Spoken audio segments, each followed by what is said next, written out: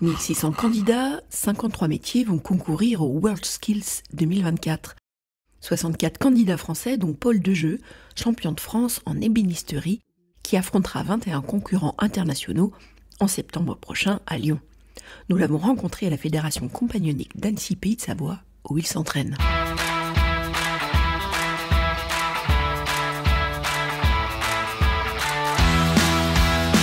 Je suis du coup cette année en préparation pour le concours international qui sera à Lyon en 2024.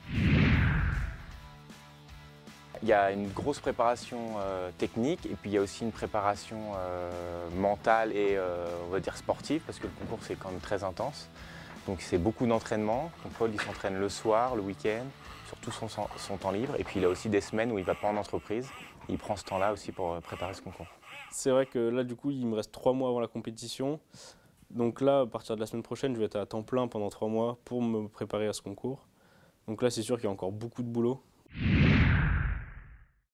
C'est déjà la confiance en soi, il y a beaucoup de travail sur la gestion du stress, parce que finalement, un concours comme ça, c'est plus de 100 000 personnes qui vont défiler devant l'établi de Paul pendant le concours. Le but, ça va être vraiment d'être le plus fin possible et d'être le plus précis. Donc les jeunes sont tous rassemblés avec une pièce à réaliser pendant un temps imparti. Donc moi, c'est une pièce à réaliser en 22 heures, donc en 3 jours et demi. On démarre des fois des formations initiales où il peut y avoir, on démarre vraiment dans le métier et puis on peut aller pousser très loin. Donc finalement on a un très large spectre dans nos formations et dans la capacité d'accompagner nos jeunes. Donc comme on peut les accompagner dans des compétences de base, comme là aller chercher de l'excellence dans ce concours. Donc.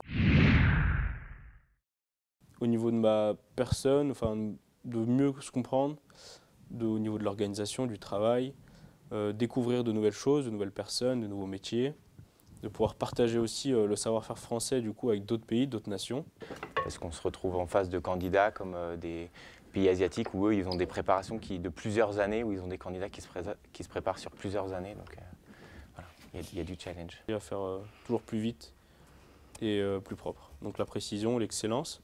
Ça fait partie aussi de l'ADN un peu du compagnonnage et des compagnons. Chercher le souci du détail et puis l'excellence dans le métier. Donc voilà, c'est des valeurs qui se rejoignent. Parce qu'il a été formé chez nous depuis qu'il a démarré son métier. Donc pour nous, c'est aussi une fierté de voir que finalement notre formation a pu l'amener avec ses compétences, que c'est son travail. Hein. Mais on va dire qu'on lui a donné des bases qui lui ont permis d'aller à cette exigence-là. Donc pour nous, c'est une fierté de le voir arriver à cet endroit-là.